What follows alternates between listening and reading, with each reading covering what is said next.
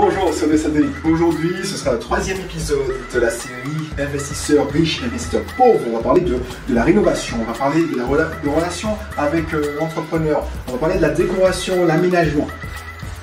Donc on reste bien jusqu'à la fin parce que s'il y aura des pépites que je vais partager avec toi, si tu ne me connais pas encore, ah non, excuse-moi, j'avance mon fauteuil. Si tu ne me connais pas encore, je suis Cédric, alias Belrix. Je vis en Martinique depuis 2015. Je suis financièrement, mais il ne faut pas le dire trop fort parce que c'est mal vu. Et puis on dit, ça n'existe pas, c'est pour vendre des formations. Sache que je suis dirigeant de 3 structures. L'investissement immobilier, le coaching immobilier, c'est une de mes ressources financières. Mais je n'ai pas vraiment besoin de ça. Donc si tu veux en savoir plus, je t'invite à t'inscrire et tu seras intégré, tu seras intégré au parcours initiatique du club IMO gratuit. Et ensuite tu pourras, si tu le veux, t'inscrire dans mon club VIP pour moins de 50 € par mois, je pense. Et tu pourras avoir accès à d'autres formations en ligne chaque mois, chaque semaine même. Et tes contenus sont débloqués. Voilà. Donc aujourd'hui, on va parler de la rénovation. Ce sera la troisième partie de l'investisseur riche, investisseur pauvre. Et si tu as raté les premières parties, je t'invite à visualiser les 2 précédentes vidéos. Voilà. Et si tu te poses la question, mais pourquoi il parle de pauvres et de riches, j'ai rien contre les pauvres. Quand on dit pauvre, c'est pas un jugement de valeur, c'est des attitudes qui te laissent pauvre, qui te fait rester pauvre. Et pour moi, quelqu'un de la classe moyenne est pauvre, parce que c'est le déni de la force, c'est celui qui va payer pour tout le monde. J'ai entendu hier au journal, 70% des ménages ne payent pas d'impôts en Martinique. Donc qui est-ce qui paye? C'est pour les riches, et la classe moyenne, c'est principalement la classe moyenne qui paye. Donc il faut extraire le maximum, le plus rapidement possible de cette classe-là, et il faut devenir riche. Et si tu deviens riche, on ne devient pas riche du jour au lendemain. Même quand tu as gagné au loto, si tu as une mentalité de pauvre, tu restes pauvre. Donc du coup, il faut que tu puisses avoir une attitude de personne riche. Donc investisseur riche, parce que même quand tu te formes, tu payes une formation en ligne, si tu as toujours des attitudes d'investisseur pauvre, tu auras des moins bons résultats et tu vas peut-être faire 2, 3 investissements, mais pas plus. Donc, on va passer au premier point. L'investisseur pauvre va tirer les prix mais au maximum vers le bas. Il va chipoter sur tout, il va analyser le devis, il va pas vouloir lâcher grand chose, et puis il va surtout prendre l'entrepreneur le mieux disant, c'est-à-dire celui qui donne le prix le moins cher. Et ça coûte cher. Bon marché qui a coûté cher. Donc du coup, c'est pas compris en créole, c'est que le bon marché coûte cher. Donc du coup, ce qui va se passer, c'est que autant l'entrepreneur, l'investisseur riche, il voit un partenariat long terme avec son entrepreneur. Donc il fait venir, si c'est son entrepreneur, s'il n'est pas accompagné et qu'il ne connaît personne, il va essayer de trouver des entrepreneurs qui bouche oreille, qui ont bonne réputation. Ils ne vont pas se contenter de faire comme un investisseur pauvre, de rechercher dans l'annuaire. Et puis, il va se dire bon, même si on m'a conseillé quelqu'un, parce que par exemple, l'investisseur riche se fait souvent accompagner.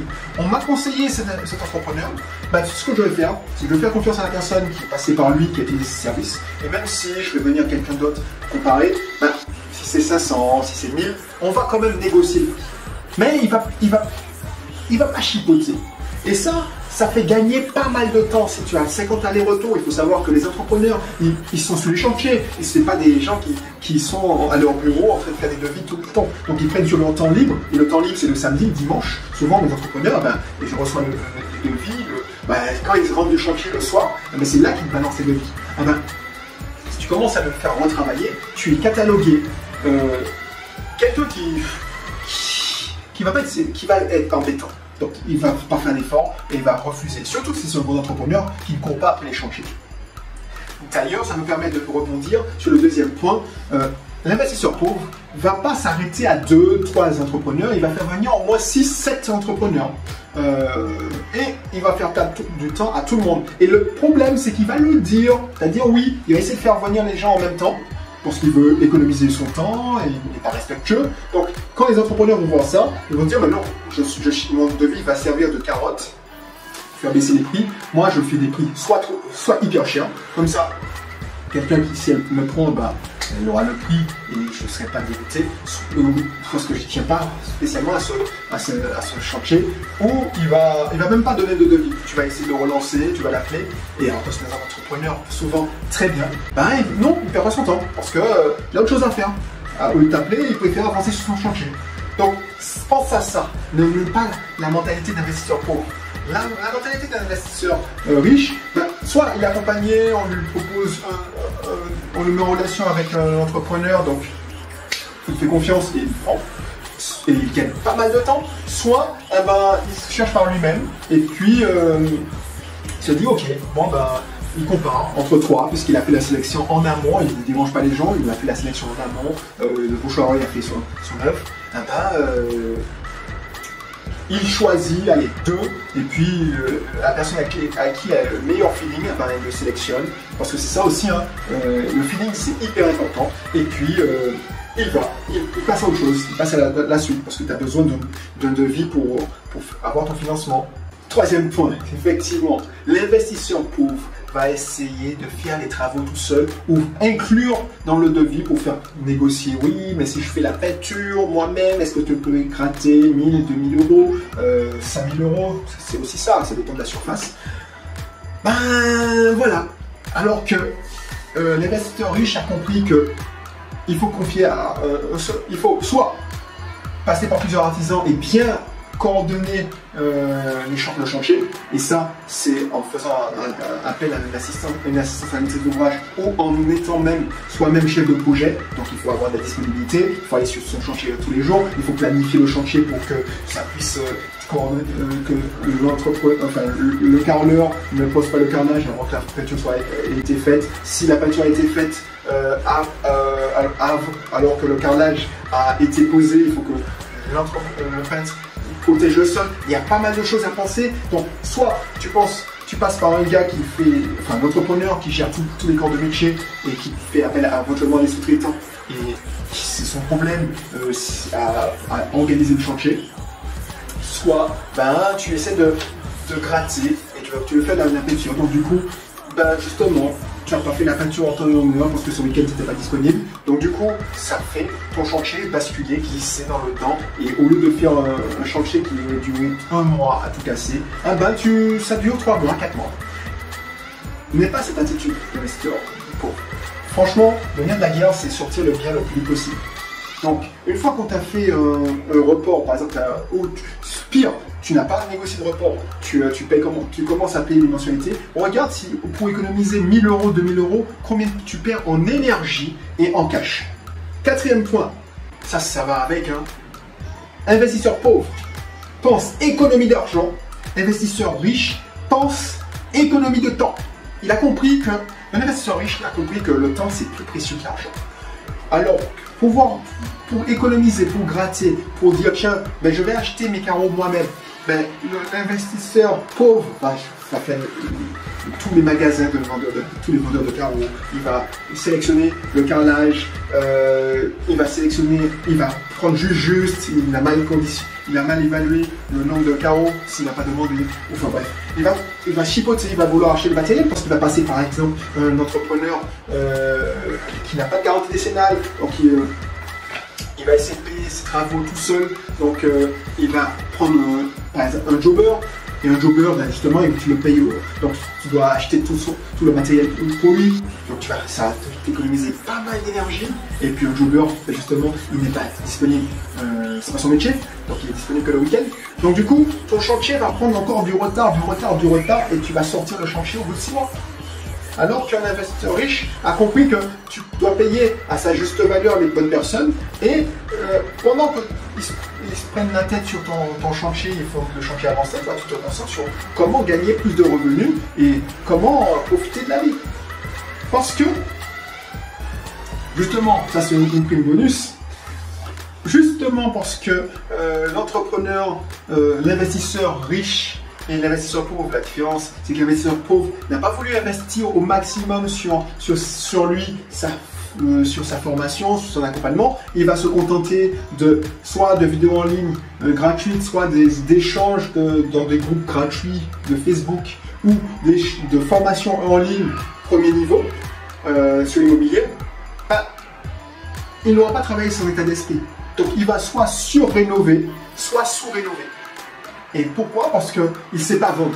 Donc il faut qu'un bien, parce qu'il a vu dans sa formation en ligne qu'il faut une décoration ci, il faut mettre ça et tout ça. Il ne sait pas il ne connaît pas déjà sa cible. Il ne sait pas qui est-ce qui va préférer louer son bien. Donc du coup, il va soit surrénover parce qu'il veut que le bien se vende lui-même, se loue lui-même. C'est-à-dire qu'il met du marbre là où il n'en faut pas. Bon, j'exagère quand je dis ça, mais tu comprends le concept. Ou il sous-rénove parce qu'il se dit, bon, tu sais quoi, j'ai pas d'argent, je vais me positionner au moins cher, comme ça je vais faire le moins cher et je vais gagner. Et ça donne pas mal. Voilà, si tu ne rénoves pas au bon moment pour attirer le client, le locataire, tu perds de l'argent. L'investisseur pauvre, je dis chaque fois entrepreneur, l'investisseur pauvre n'a pas compris que c'est la banque qui finance les travaux et que c'est le locataire qui rembourse les travaux. Ce que a très bien compris l'investisseur riche. L'investisseur riche ne va pas chipoter pour 500 euros, pour 300 euros. Parce qu'un entrepreneur qui ne veut plus travailler avec cet investisseur pauvre, il le laisse en plan. Ça dépend où ça se casse. Si c'est à la fin du chantier, tant mieux, tu pourras trouver quelqu'un qui va le faire. Mais c'est quelqu'un qui est chiant, qui est tatillon, qui est embêtant. Et la personne, les bons entrepreneurs ne courent pas après les chantiers.